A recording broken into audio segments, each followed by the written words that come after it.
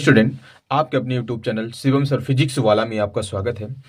आज हम आप लोगों के लिए एक बार फिर most important question class 12th की लेके आए हैं। इससे पहले हम आपको एक वीडियो और प्रोवाइड कर चुके हैं जिसमें हमने मोस्ट इम्पॉर्टेंट क्वेश्चन ही डाले थे। उससे आगे का पार्ट हम लेके आए हैं, यह हमारा पार्ट 2 रहेगा।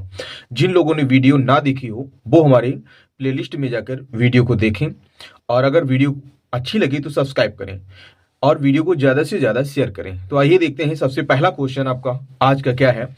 आज का सबसे पहला क्वेश्चन आपका है, उससे आगे का है, देखिएगा क्या है। ट्रांसफार्मर के परिणमन अनुपात से क्या तात्पर्य है? ट्रांसफार्मर के परिणमन अनुपात से क्या तात्पर्य है? यह दोस्तों क्वेश्चन बोर्ड एग्जाम में कई बार पूछा गया है, तो ये क्वेश्चन इस बार परीक्षा की दृष्टि से बहुत ही महत्वपूर्ण होगा। आगे हम लोग देखते हैं, अगला क्वेश्चन हमने आपका लिया है क्वेश्चन नंबर आज का 2 है।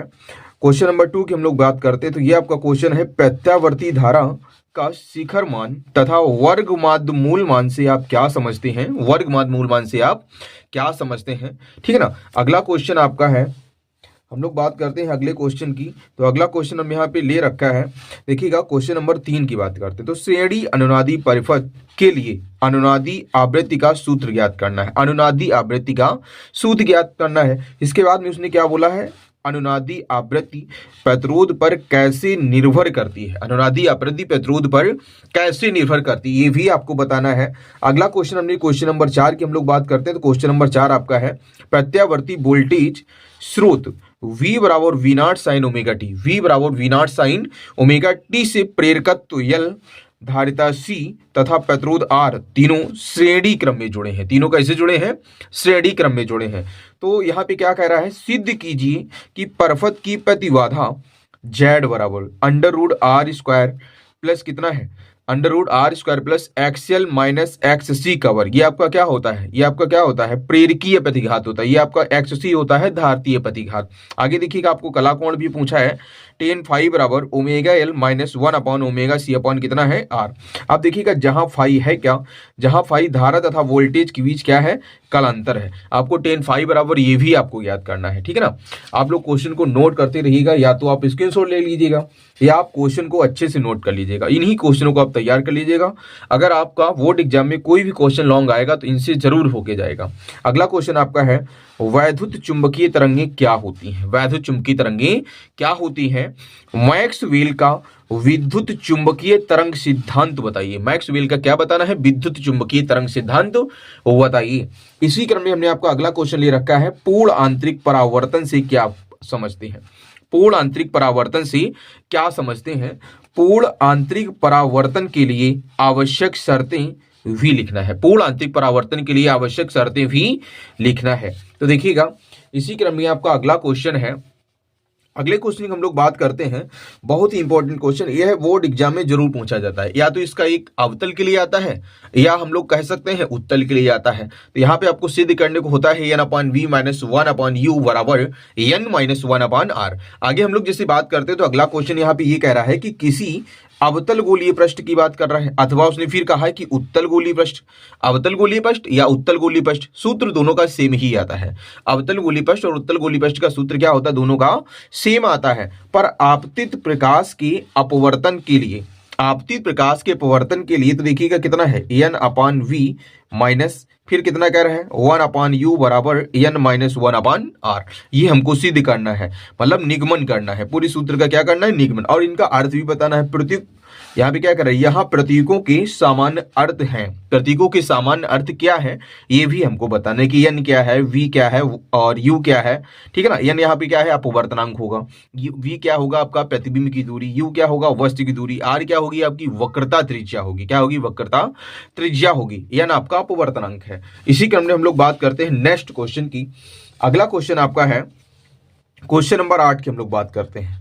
आप लोग चैप्टर पढ़े होंगे प्रिज्म, तो प्रिज्म से ये क्वेश्चन हमने आपका लिया है और बहुत ही अच्छा क्वेश्चन है। हम लोग यहाँ पे कह सकते हैं, किसी प्रिज्म के लिए उसके पदार्थ के अपवर्तनांक का, किसी प्रिज्म के लिए उसके पदार्थ के अपवर्तनांक का व्यंजक प्राप्त करना है। क्या करना है? व्यंजक प्राप्त करना है, ठीक है ना। इसी क्रम में हम लोग बात करते हैं नेक्स्ट क्वेश्चन की। अगला क्वेश्चन यहाँ पे हमने 9 नंबर क्वेश्चन लिया है। 9 नंबर क्वेश्चन आपका क्या कर रहा है, खगोलीय दूरदर्शी का किरण आरेख बनाइए।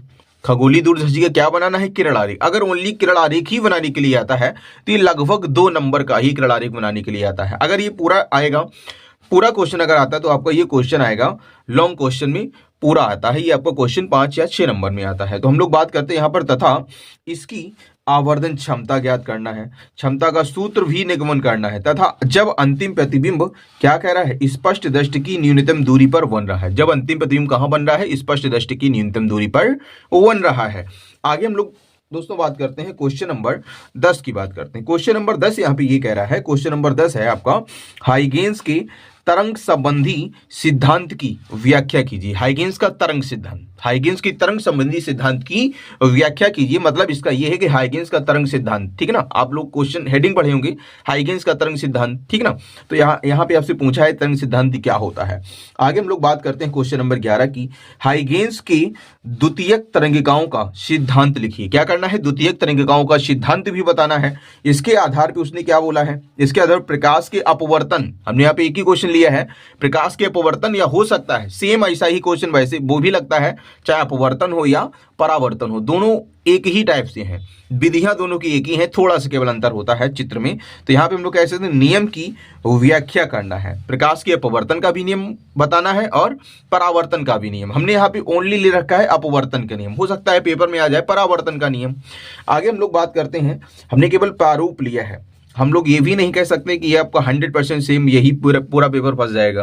तो यहाँ पे आपका गैस बनाया जाता है। क्या बनाया जाता है? गैस। तो गैस के आधार पे हम लोग बात करते हैं, बट ये हम लोग गारंटी के साथ कह सकते हैं लॉन्ग क्वेश्चन इसी से ही आएगा। आगे हम लोग बात करते हैं कि पोलेराइड किसे कहते हैं? पोलेराइड किसे कहते हैं? इसकी सहायता से कैसे पता लगाएंगे? इसकी सहायता से क्या करेंगे? कैसे पता लगाना है कि दिया गया प्रकाश अध्रुवित है, आंशिक रूप से ध्रुवित है, या पूर्णतः ध्रुवित है, या पूर्णतः ध्रुवित है। आगे हम लोग बात करते हैं क्वेश्चन नंबर नेक्स्ट की। अगला क्वेश्चन आपका ये है, क्वेश्चन नंबर यहां पे देखिए, अगला क्वेश्चन क्या है? आइंस्टीन की प्रकाश वैद्युत समीकरण। आइंस्टीन के प्रकाश वैद्युत समीकरण क्या है आपका?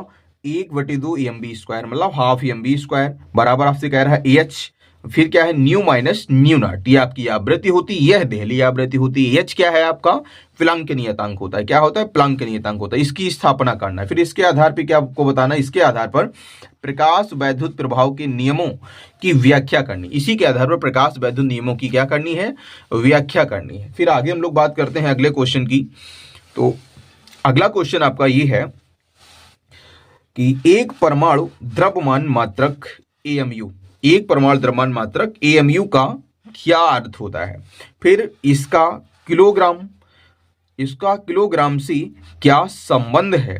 फिर आपको आगे बताना है आइंस्टीन के समीकरण से एक AMU की तुल्य ऊर्जा मेगा इलेक्ट्रॉन वोल्ट में कितनी होती है? मेगा इलेक्ट्रॉन वोल्ट में कितनी होती है? 1 मेगा इलेक्ट्रॉन वोल्ट बराबर होता है दोस्तों 10⁶। क्या होता है? 10⁶। ठीक है ना। अब यहाँ पे देखिए अगले क्वेश्चन हम लोग बात करते हैं, पीएन संधि डायोड को अर्ध तरंग दिष्टकारी के रूप में कैसे प्रयुक्त किया जाता है? पीएन संधि डायोड को अर्ध तरंग दिष्टकारी के रूप में कैसे प्रयुक्त किया जाता है? सरल परिपथ बनाकर इसकी कार्यविधि समझाइए। सरल परिपथ बनाकर इसकी कार्यविधि समझाइए। आगे हम लोग बात करते हैं, आखिरी क्वेश्चन है हमारे इस वीडियो का। अगर हमारी वीडियो आप लोगों को पसंद है तो ज़्यादा से ज़्यादा दोस्तों शेयर कीजिएगा। यहाँ पे आपका क्वेश्चन है, पीएन संधि डायोड को पूर्ण तरंग, पीएन संधि डायोड के पूर्ण तरंग दिष्टकरण को समझाइए। पूर्ण तरंग दिष्टकरण को समझाइए। तो यहाँ पे हमारी सभी लॉन्ग क्वेश्चन हो गए हैं। आशा करते हैं आप लोगों को हमारी वीडियो बहुत ही पसंद आई होगी। अगर हमारी वीडियो आप लोगों को पसंद आती है तो चैनल को सब्सक्राइब करें और वीडियो को शेयर करें। Thank you.